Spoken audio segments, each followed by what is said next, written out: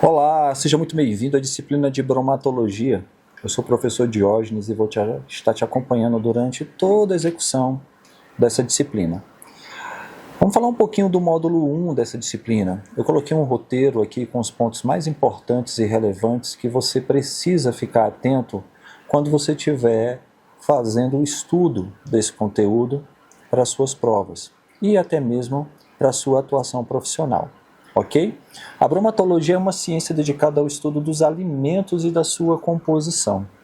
Como biomédico, a gente tem uma responsabilidade em fazer análises sobre as estruturas alimentares que são ou que estão disponíveis não só para nós humanos, mas também na parte da zootecnia, na parte da veterinária. Então é uma área de atuação muito ampla. Tá? É óbvio que ela é muito utilizada na alimentação humana, ok? Esse estudo dessa composição, principalmente para a gente ter a condição de compreender questões sobre os valores nutricionais, se a composição realmente que está ali descrita, ok, no rótulo do alimento, ela é realmente aquela que está descrita, questões sobre contaminação e uma série de outras particularidades que durante o decorrer da disciplina a gente vai aos poucos, né, se inteirando e compreendendo, ok? Então, guarde isso. Bromatologia como uma ciência dedicada ao estudo da composição dos alimentos e, no nosso caso, a análise, né? A gente vai fazer análise dessa composição, né? A gente vai fazer a análise do ponto de vista de entender se ela está correta e fazer análise do ponto de vista também de o quê? De contaminação. Então, a bromatologia, ela está voltada ao estudo daquilo que nós consumimos, né? Sobre o nosso processo de nutrição. O processo de nutrição é fornecer, vamos colocar assim, né, ao nosso corpo humano, para que chegue até as células, elementos químicos essenciais para o crescimento, manutenção e produção de energia, ok?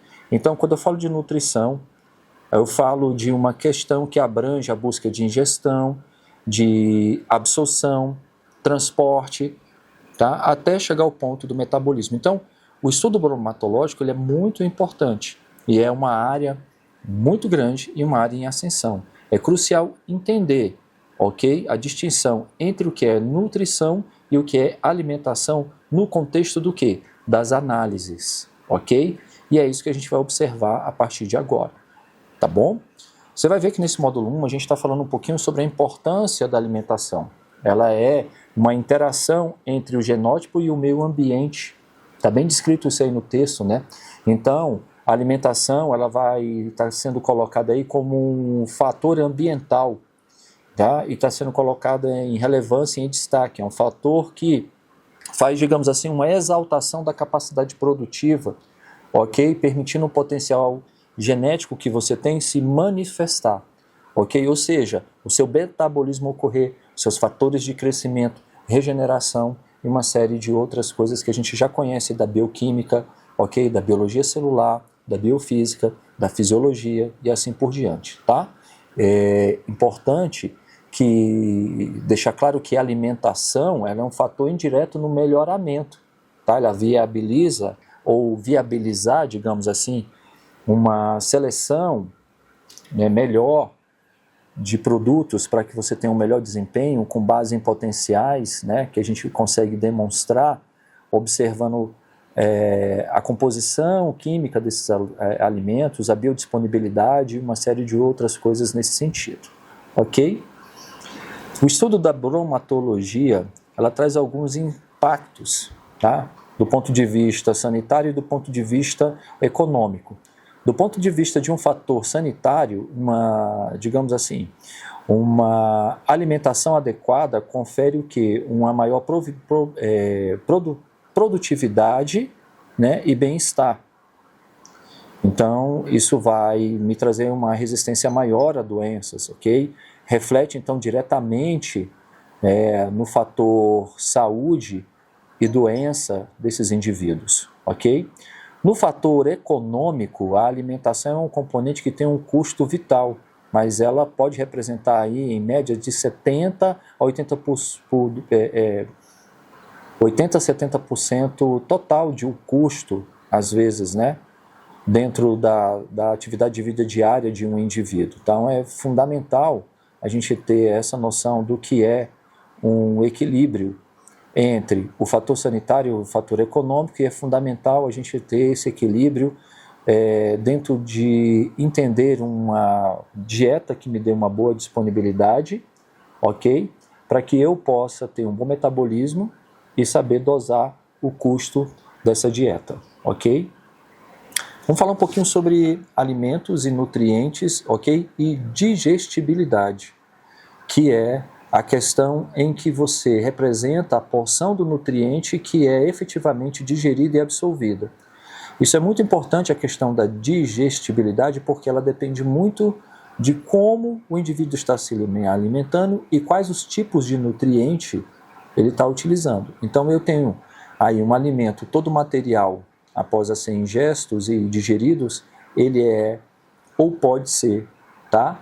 Dentro de uma porcentagem, digamos assim, que quem determina essa porcentagem de absorção é a necessidade metabólica, né, para ser utilizado pelo organismo, possuindo, portanto, um valor nutricional. Essa é a questão do alimento. Já o nutriente constitui um grupo com composição química semelhante, ok? A participar ativamente, ok, do teu metabolismo, com o intuito de manter a homeostase. Então, entender esses conceitos é muito importante antes da gente começar a fazer uma análise ou começar a buscar compreender como é que a gente faz essas análises e buscar essas informações, ok? Nós temos aí o esquema de Wendel, que é uma análise que a gente chama de análise proximal, que está aí no texto. Esse esquema ele foi criado no século XIX, tá? E é um conjunto de determinações que caracterizam grandes grupos de macronutrientes, ok? Quando eu falo de grupo de macronutrientes, eu estou, digamos assim, estabelecendo uma linguagem que é uma linguagem comum, tá? Para químicos, para nutricionistas, ok? Para pessoas que trabalham com produção de alimentos, sendo fundamental para desenvolver o quê? Cálculos, ok? Cálculos de porções. Quando a gente fala de vida animal, que não é a humana, cálculo de rações, e uma série de outras coisas nesse sentido. Então, é um esquema que ajuda a simplificar e trazer um baixo custo e garante uma relevância, digamos assim, universal no método em que você vai estabelecer para a produção de alimentos, colocando ali dentro a quantidade de nutrientes necessárias, tá ok? Para a vida. Nesse fluxograma que a gente tem de Wendel, existem algumas etapas chaves, né, que são as questões de determinar a quantidade de água, matéria seca, determinar alguns extratos estéreos que estão relacionados à gordura bruta, ok? Determinar nitrogênio, usado para cálculo de proteína bruta, ok? Digestão e incineração, permitir então o cálculo que a gente chama de cálculo de cinzas. Mas Jorge, por que eu estou falando disso? Por que eu estou conversando sobre isso? Porque, como eu falei, a bromatologia ela não vai estar fechada apenas com a nutrição humana. Eu tenho parte da nutrição animal também. E esses cálculos são interessantes, principalmente quando você está conversando no que se diz respeito à ração, tá? E essas rações, quando eu falo do ponto de vista agropecuário, mas eu tenho, às vezes, uma determinação desse cálculo para alguns tipos, ok, de alimentos e substratos que já são vendidos prontos, ok, como suplemento para a parte humana também, ok? Então, é importante aí, nesse primeiro capítulo, a gente dar uma olhada nisso. O que acontece? Quando eu tenho uma produção desse alimento, eu tenho que começar a entender se ele realmente vai entregar aquilo que nutricionalmente é importante para manter o metabolismo e essa interação que a gente falou entre a genética e o meio ambiente funcional, ok? Então existe aí coletas de amostra. Essas coletas de amostra, você vai ver no texto que ela é classificada como um ponto crítico. Então, a coleta de amostra, ela passa a ser crucial. Ela deve ser representativa, ok? Você vai ver isso aí no texto.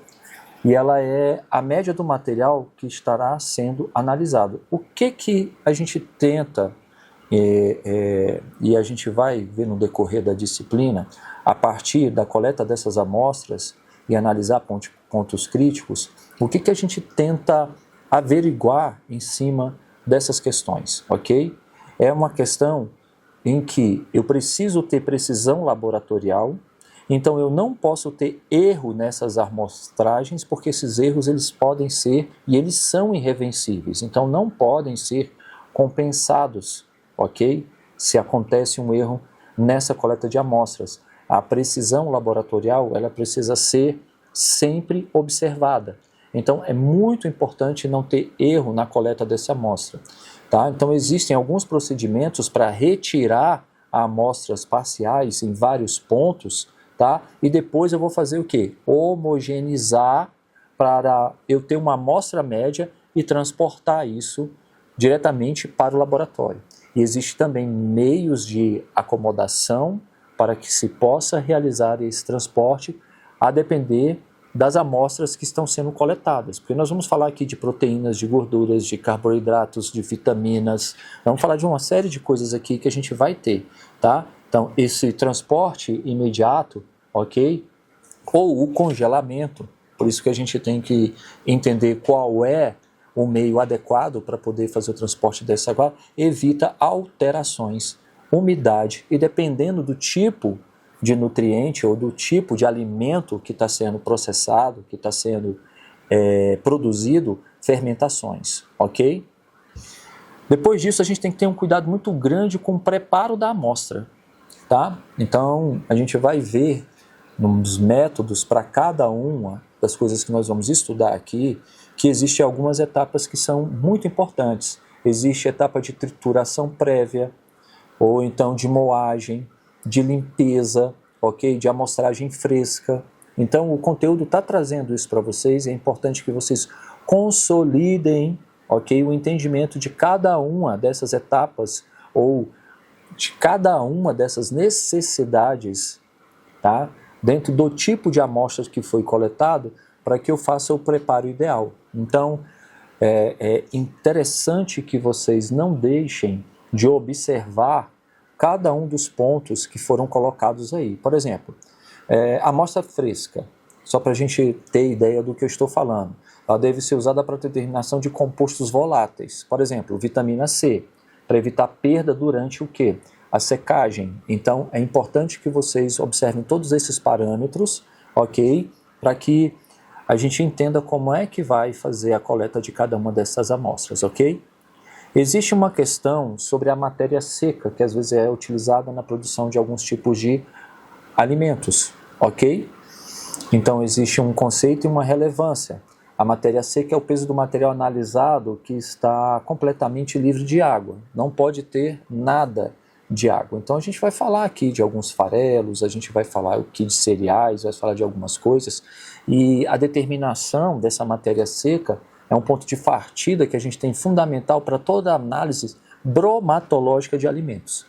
Vocês estão entendendo isso? A matéria seca, que vocês vão ver aí que é MS, ela é uma determinação do ponto de partida e é fundamental, tá? Para uma análise bromatológica de alimentos. Então é importante e vital para a conservação e para a comparação, principalmente dos valores nutritivos. Então, observar isso daí, levar esse conceito para que a gente entenda que existe entre diferentes alimentos em base de 100% de diferença, às vezes, ok? Pontos de partida com relação ao que diz respeito à matéria seca, tá bom? Então isso permite um cálculo muito preciso de dieta, tá? Que é expressado em quilos, né, de matéria seca por dia para cada um dos indivíduos, e quando eu falo de ração, eu falo de animal, ok? Então a determinação da matéria seca, ela é feita aonde? No laboratório. Aí vocês vão ver aí, e eu quero que vocês estudem a questão do processo indireto bifásico, ok? Que eu tenho uma primeira e uma segunda fase. A primeira fase é a pré-secagem e a segunda fase é a secagem definitiva, tá bom? É muito importante isso para que a gente consiga entender os processos de análise que vem em seguida, tá? A partir dos próximos módulos, ok? Então, a gente fica por aqui, tenha um bom estudo e a gente se vê no módulo 2.